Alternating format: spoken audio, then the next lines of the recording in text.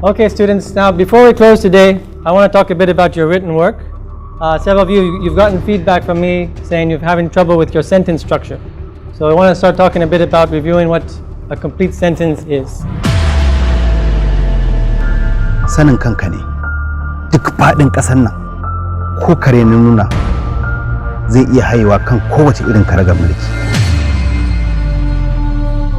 Wato yanzu ka ji daɗin mulki shine ka dawo neman tazarce ko? An ce kai ne masanin garin nan. Ka san wannan? Faisal kenan.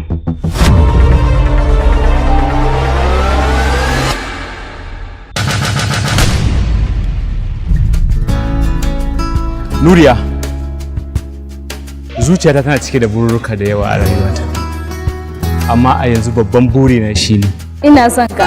Da ɗaya na so miki so shakuwa, idan na faɗa miki na yi karɓuwa, waza ya matsa miki gagar kuwa, so shi na gina miki to ba da shi, sirri na sanar miki karki fashi, komai na gwada miki ki murmushi, ni zanar rike miki yayi armashi, so har zuciya zan yi shiga ni shakuwa.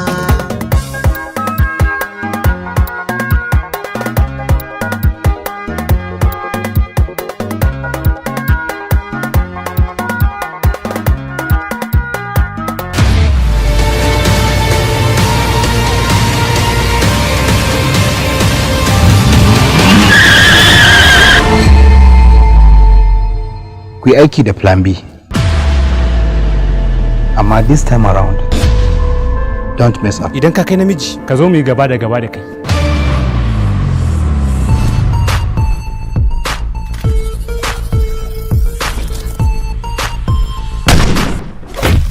Da makamai a hannunku and the so-called gadget you have, you allow a criminal of this magnitude to run away?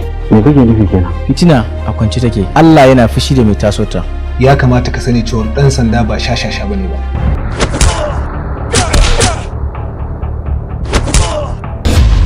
Duk ƙurar da ta taso, shi dan sanda karkashin ta yake shiga dan ya kai ta inda zai kamata.